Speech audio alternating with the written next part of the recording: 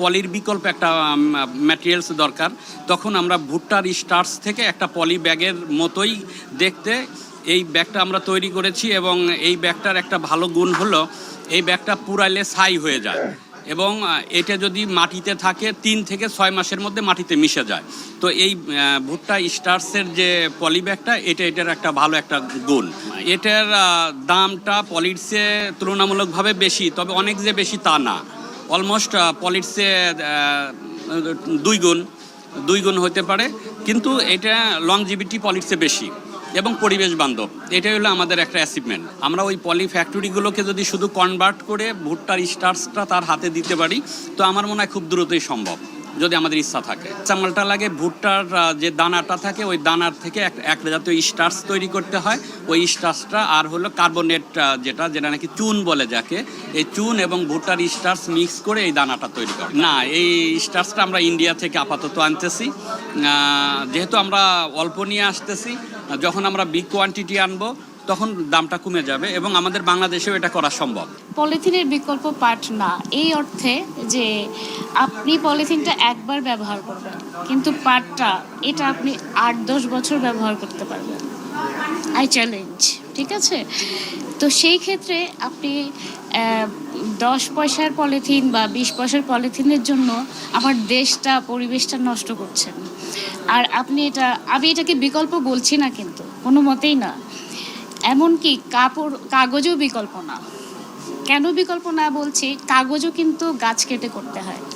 Cotton কিন্তু আমি বলছি পাট, কাগজ, তারপর হচ্ছে কটন, এই তিনটার মধ্যে কোনটা বেস্ট? এটা কেন বলবো কাগজ বিকল্প না? কারণ আমি পরিবেশ ঠিকই নষ্ট করছি, আমরা হয়তো দেখছি না।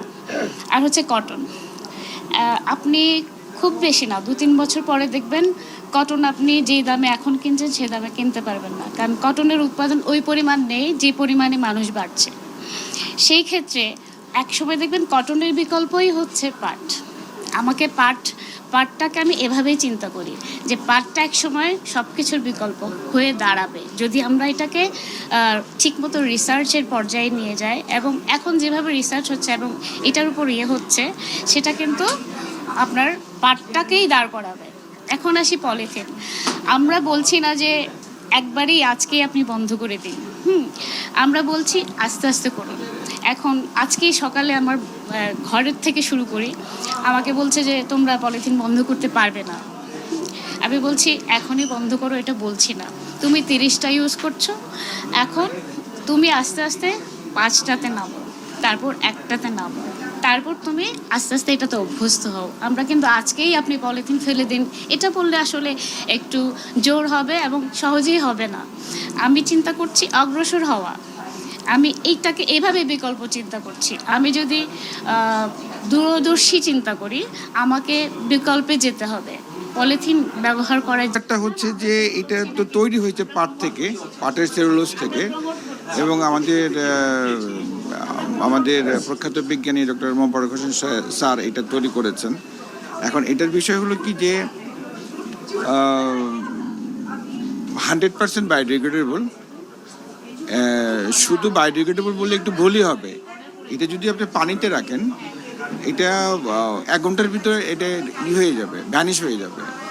ওয়াটার সোলেবল, কিন্তু এটা তৈরি হয় ওয়াটার থেকে এবং এটা ওয়াটার সোলেবল এবং ইকো ফ্রেন্ডলি।